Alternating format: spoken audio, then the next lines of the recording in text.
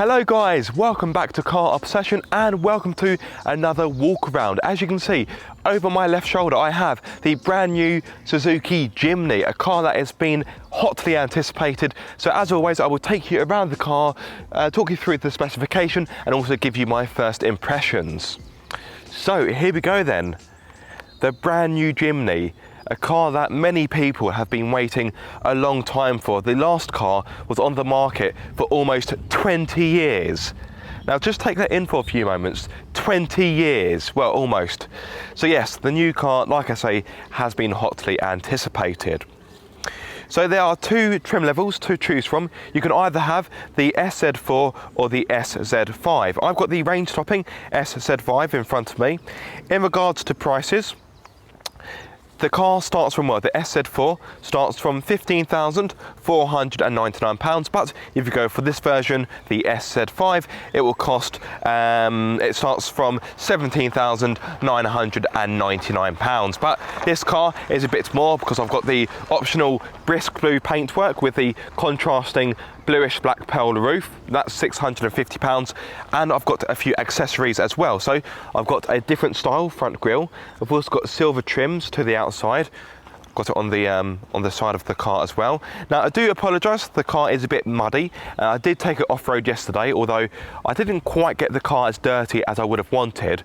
And I would have cleaned it, but I'm taking the car off-road again today, so there's no point cleaning a car when I'm going to get it a bit dusty and dirty again. And finishing the accessories, I've got mud flaps, rear and front, and I've also got this silver case for the spare wheel. So all of these accessories are £1,648. So this car you are looking at in total is £20,297. So let me quickly talk you through the exterior. So as standard on the SZ5 you get 15-inch alloy wheels. If you go for the base model you get 15-inch steel wheels. I've also got LED headlights as well, and I think the new car looks fantastic. It's retro but modern at the same time. It has styling cues that hark back to previous cars. So the round headlights are reminiscent of the Mark I. You've got these slats on the side which hark back to the second generation. And normally you have a front grille that has kind of oval slats in it, which harks back to the previous version. But like I say, this has got a different front grille. At the back, you have a redesign of the rear lights. So on the last version, you had the rear lights on the side of the car, but they have been moved down to the bottom, which allows you to have a wider opening for the boot. Now, I wasn't actually planning to show you the boot now, but I'm here now, so I may as well show you it. Now, as you can see, to begin with, it's pretty tiny. Now, you do get a cubby hole here, where you can pop a few smaller items. I've got a drying towel there, which is still a bit damp, and just a cloth.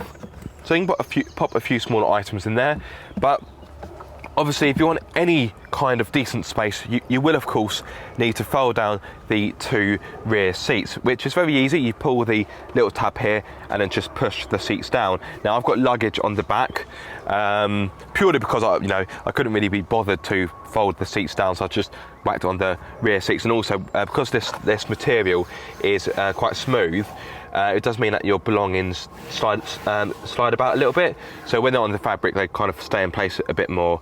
But yes, when you fold down the rear seats, I will cut to a clip where you get to see it. You will have 377 litres worth of space, which yes, isn't massive, but it is 53 more litres compared to the previous car. And this material here, it's wipe down. So if you have muddy items or dirty dogs, no worries. You can simply wipe it clean and yeah, you're good to go. So that is a very practical feature. You've also got a 12-volt socket in the rear as well.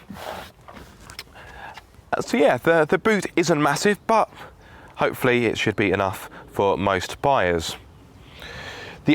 the other problem with the boot, obviously the size, it may be a bit of an issue, is the tailgate. So like the previous versions of the Jimny, you have a side opening tailgate. Now if you happen to live on a farm or a big wide open space, this won't be much of an issue, but if you live in the city and you want to park in a car park, a multi-storey car park, you may find this side opening tailgate is a bit of a nuisance. Anyway, let's close it up. As with previous Jimnys, you get a spare wheel mounted on the rear tailgate. Right, and let me take you inside the car. So it is a little bit grubby in here, I do apologise. Now some may say that the interior is quite basic, it's quite drab, but it's functional, and don't forget this car is cheap. So, you know, if you're expecting a Range Rover Evoque in here, then guys, you really need to reassess your expectations. But, you know, I think the inside is relatively nice. You get a leather steering wheel. You've also got gloss black plastics and a few silver details here and there. And I think the inside is quite agreeable. You get fabric seats, which for the SZ5, you get heated front seats, which is quite nice for those colder climates, but it is very, very warm in the UK at the moment. Right, let me step inside. So let me just grab the key, which I think I've put in my pocket, so I can fire up the infotainment system. Oh, there goes the key.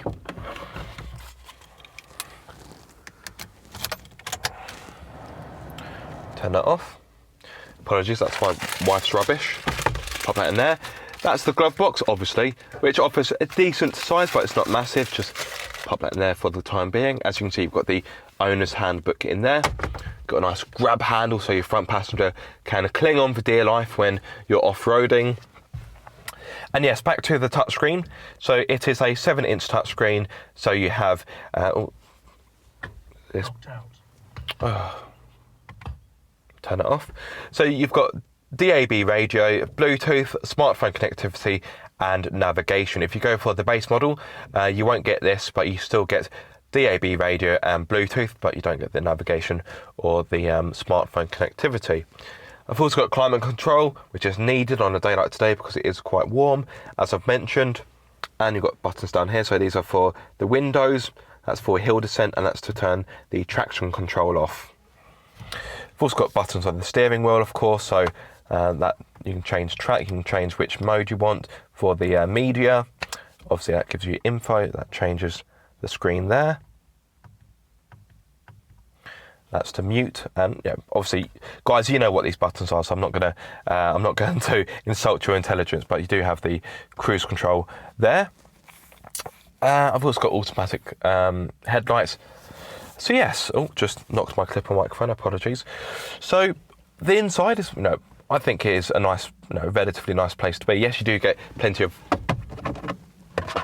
hard, scratchy plastics, but come on, guys, this is a cheap off-roader. It's functional, and this car is all about offering utilitarian off-roading. So yeah, you don't really, this stuff you can wipe down quite easily, and it's durable, it's rugged. So I think you can't really have any complaints.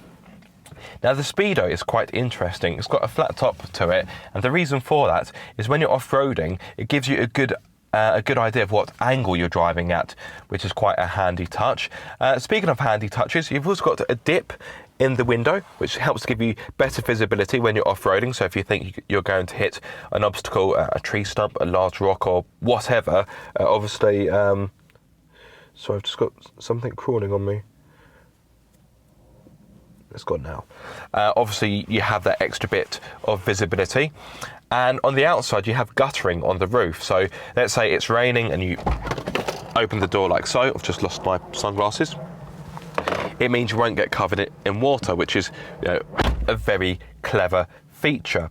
So yes, this car has been well thought out, if you ask me. Now let's talk about storage. There isn't a lot of it. So you do have door bins, but they are quite thin. I've got some of my rubbish in there and a few other bits. So obviously you can't fit a drink in there or any large items. But you do have 2 cup holders in the middle. Got 2 bottles of drink in there. Little cubby hole here where I can pop my phone into, which is quite handy. another cubby hole here, and of course the glove box, which I have already showed you. Let's just pop my sunglasses back in there. Actually, I'll put my sunglasses in there. Fab. I've also got a 12-volt socket in here and a USB port. So the inside, it doesn't offer any frills, but it has what you need, and for some even more than what you need, because not everybody really needs navigation or smartphone connectivity. But it's good that this car has your mod cons, because the previous car, well, yes, that did feel quite dated. Anything else to report on the inside? One thing I will say is the steering wheel only adjusts for rake and not reach, so it goes up or down and that is it. So you may find getting a comfortable driving position is tricky, but for me, I'm 6'2", I've not had any real issues. I've got a 5-speed manual gearbox, which is very long gear lever. Looks like it'd be more at home in a tractor, but it does work pretty well. You can have it a 4-speed auto if you prefer, but yes, I've got the 5-speed manual. We've also got a lever down here. This is for your driving mode. So this car has got Suzuki's AllGrip Pro, so you can have it in 2-wheel drive, so power is fed to the rear wheels. 4-wheel drive, put it like so, and you get 4-wheel drive, or you have 4L, which gives you a low range gearbox. So press, then pull, and then you have your low range gearbox. Pop it back into rear wheel drive. Buttons for the heated seats. Now the inside does feel well screwed together, however, that moves a lot and doesn't really feel very well made. But apart from that, the inside does feel well put together. Now, just to finish on the adjustment for the steering, for the seating position, the driver's seat does get a decent enough amount of adjustment, so no complaints there. One last look off the inside. Oh, forgot to mention the buttons down here. So you've got a lane departure warning, autonomous emergency braking. I've also got traffic sign recognition, and that's for the washers for the headlights. This car also has 6 airbags and hill hold control. Now let me get into the back so I can show you rear space, which is bound to be of entertainment to you all. Now, just want to mention, this car is only available as a 3-door, so if you want a 5-door, you can't have one, but you can always have a Suzuki Vitara. Now, obviously that won't be as capable off-road, but I have taken a Vitara off-road and it was surprisingly good. Right, sorry, that's my wife's bag. Right, apologies, I had to kind of clear the way for me to get in. One thing I didn't mention earlier, you get these rubber floor mats, which is handy, so if you have muddy footwear, you're not going to ruin the carpet, and you also get them for the front as well. And the front mats have got a Jimny logo on them, which is a nice touch. Right. Oh, this is always good fun. Oh, right. I'm in. Well, not quite, but I need to take up yoga. Okay, so I am in. Now, as you can imagine, I'm 6'2" and the driver's seat is set for me. As you can imagine, I don't have a lot of knee room or leg room. I will show you in a few moments, but I do have a good amount of headroom because of the car's boxy frame. So anyone taller than me in regard to headroom would be fine, but obviously their leg room would be compromised, to say the least. Speaking of which, let me show you my leg room and knee room. Yeah, I haven't got a lot of it, although to be fair, I have had worse in other cars, so it's not the end of the world. But let me just show you that angle. So as you can see, there's really not much space for my fingers to get in between my legs and the seat. So this is not a car I would want to be in the back of for a longer journey, but let's face it, I am an extreme example. I'm 6'2". If you had children in the back, or perhaps smaller adults, I'm sure they would be able to get more comfortable. Though I have been in the back of a Jimny whilst off-roading, and my word, you get shaken here, there and everywhere, but obviously on the road it wouldn't be quite as bad. Right, anything else to report for the back? No. Right, let me work my way out. I'm going to get cramp at this rate.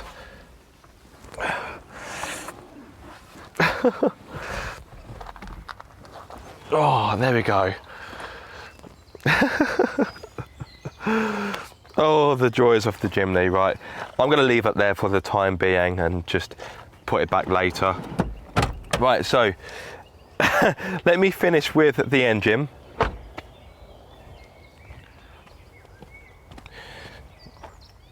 To gain access to it, oh, the stuff's going to fall out, isn't it? Gain access to it. I've got a lever down here. Where is it?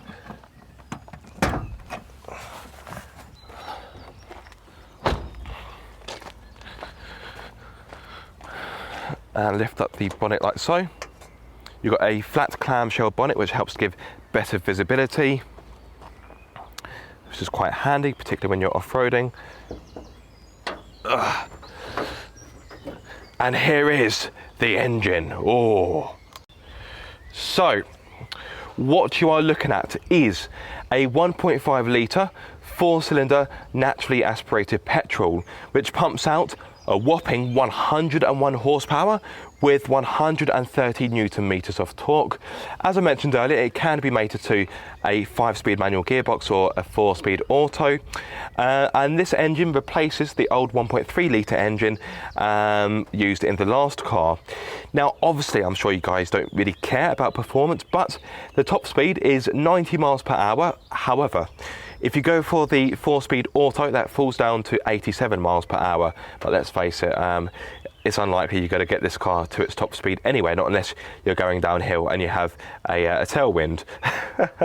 But yes, in regards to economy, on a combined run, this engine is able to offer 35.8 mpg, and in regard to emissions, this car emits 178 grams per kilometre of CO2, meaning for the first year of VED, you will be required to pay £855. So yes, this isn't the greenest engine. In case you are wondering, no, you can't have a diesel, and no, you can't have a turbocharged unit. Let's put the bonnet down like so. A bit of a thud there, so it's my nose. My hay fever's quite bad today. And yes, let's have one more look at the Suzuki Jimny, a car which I must admit I have enjoyed having this week, particularly driving it off-road. Now guys, in the meantime, before the comprehensive review is published, if you have any questions or queries or any comments in general, please do leave them in the comment section below, and I will answer you as quickly as I can and to the best of my ability. But yeah, here you have it guys, the brand new Suzuki Jimny, a cracking off-roader which I have enjoyed this week, but I've still got it for a few more days. And yeah, I will genuinely be sad to hand it back. And let me tell you this, I wouldn't have said the same thing about the last car. I reviewed the last car, and yeah, when it went back, I was kind of like, yeah, next car please. But this car, you know, it has wormed its way under my skin. Anyway, probably time for me to finish. I do feel like I've forgotten to mention something, so if I have, I'll probably have to put a voice over in or something. But yeah, I feel like I've missed something glaringly obvious. But anyway, I'm going to end anyway. But yeah, so I hope you have enjoyed this video or you have found it useful. If so, please do give it a massive thumbs up. If you are subscribed, don't forget to click that bell icon so you get notified every time I make a video. And if you aren't subscribed, guys, what are you waiting for? Be sure to subscribe for more car obsession.